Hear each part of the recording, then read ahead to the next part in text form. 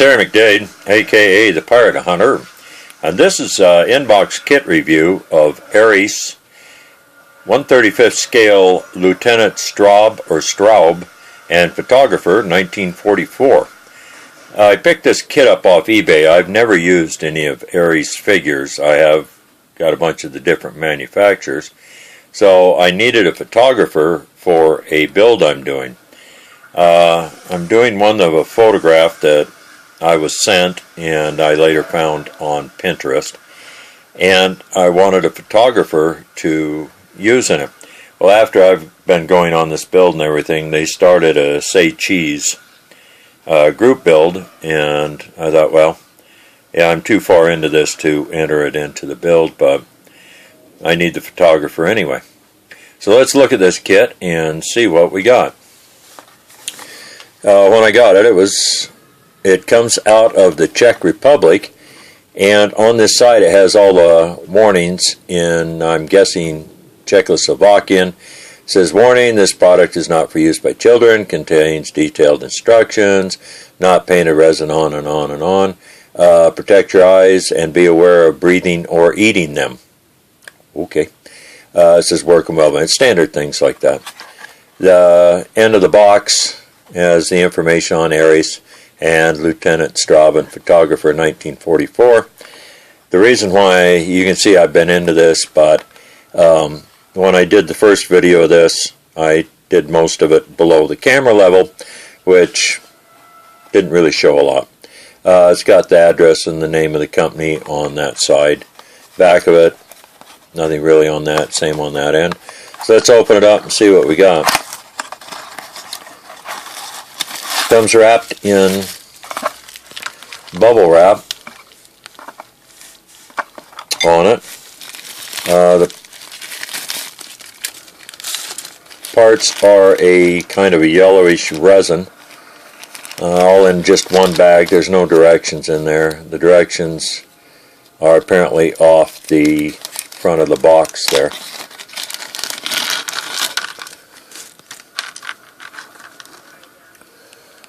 This is the bottom half of Lieutenant Straub, I'm guessing, due to the indentation in the crotch, where he's sitting on that, on the barrel of the Stug. I have no idea who Lieutenant Straub is. I tried to research him on the internet, and everything I come up, it pulls up this Aries kit, or it pulls up information about American troops with the last name of Straub on it. The detail on the uniform is pretty good. The pockets are pretty good. You can the wrinkles are in the uniform pants on it. There's really no flash on it that I can see on this one. This apparently is the bottom half of the photographer's pants. They got a lot of pretty good detail. They're a little sharp on some of the wrinkles, but not bad. There's no real flash on it or anything. Casting detail is good on it. This is the top half of one of the figures. I'm not sure. Even when I did the first one, I wasn't sure if this was of the photographer or of Lieutenant Straub, but I'm guessing this is of the photographer on it. Looking at what I have, the picture of Lieutenant Straub on there. Detail is really good on it, though. You're not going to lose detail off of it, because there's really this one I have doesn't have any parting line flash, or there's a little tiny bit, but nothing to get excited about. When you glue the arms on, you'll clean that off anyway. This one has a lot of detail on this one too, and I'm going to have to look more at these to see. These are almost identical on the way they look, but I'm guessing this one in the left hand is Lieutenant Straub's. torso. But again, this one has got a lot of good detail on it and everything else. There's no blemishes or anything like that on it. Now, the only thing I have about Lieutenant Straub is the way his arms are on there. He's got a really funny angle on him. I don't know. If I was using him, I would probably, to use Hamilcar Barkas's term, Frankenstein him a little bit to move the arms to what appear to be a little more natural position. The detail on the hands and the fingers is good on this. Again, on the uniform is good. There is almost a sharp crease on the bottom of the arm, but that wouldn't be any big thing to fix. All the arms are about the same kind of detail on them in this. There's not much resin holding them onto the block, so when you go to cut it off, there's not a lot. You might be able to just drag the back edge of a tip on an X-Acto knife to cut them off there, so you won't have to worry about damaging the back of it. This arm is the same way. Like I said, there's not, I don't know if you can see it on this. One of these days I'll invest in a real camera. But there's not a lot holding it on there on any of these. They're all pretty thin on there. So you shouldn't lose much on it. And like I said, detail is good on all these. This got a little bit of flash on one arm, but nothing that's serious. You won't lose any detail when you take that flash off. And it almost scrapes off with just a thumbnail on it. The footwear is boots. A pretty good shape. Pretty good detail on them. They're a little strange shape, but there is, even on the bottom, like I said, I'm doing this with a tab too. The bottom of these, the soles, have the hobnails on them, or the some traction type of pattern on the bottom of the boots. They've got a lot of detail on it. The other set of boots are same way. They've got detail on them. You definitely see it and feel it. Camera, you might not be able to see it, but you can definitely see it and feel it on it. Little tiny bit of flash, but you're not going to lose anything off of it when you do that. The camera, this is my favorite part when I did it on the first one. The camera really has, I don't know if you can see it, I said it isn't tab 2, is not the best camera in the world.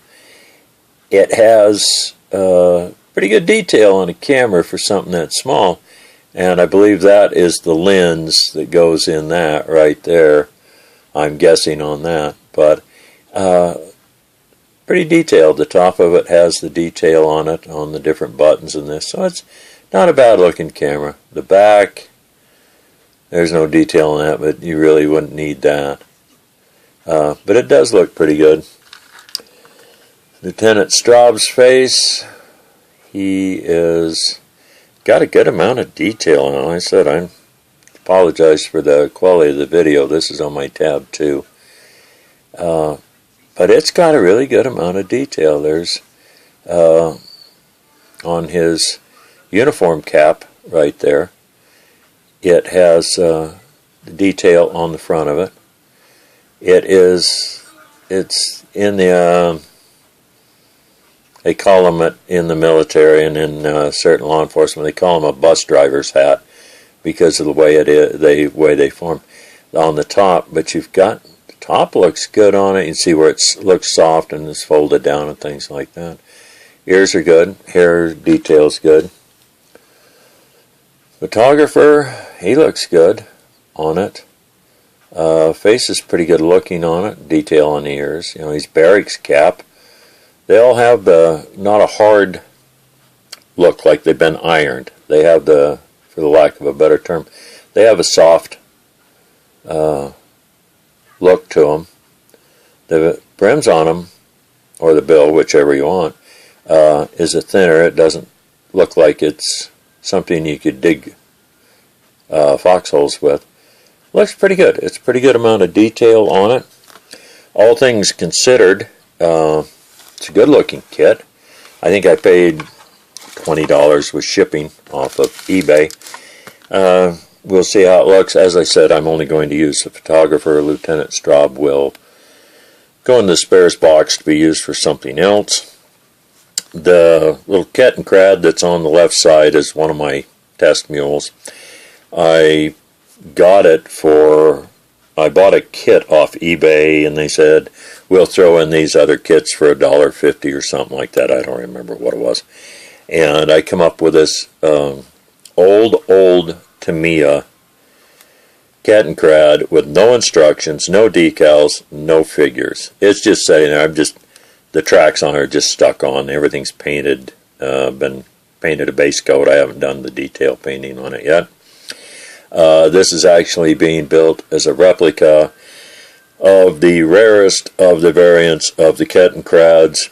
This vehicle was discovered in the basement bottom dungeon of Baron von Stoop's castle in Potzdorf after the end of World War II, and only one photograph is known to exist of this, and it's a very grainy black and white poor light photograph that was smuggled out of post-war Europe at great risk of life and limb. So I'm just building a replica out of that. The base, I don't know what I'm going to use on that, if I'm going to use dirt, or if I'm going to use celluclay. I've been using dirt instead of celluclay, and I decided to try it.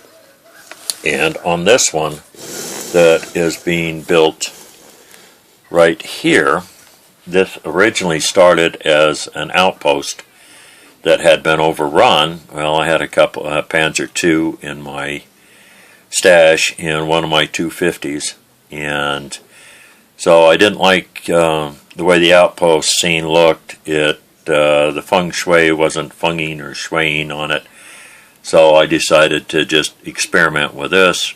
This is the first time I've used celluclay, and it's a learning curve for me on this.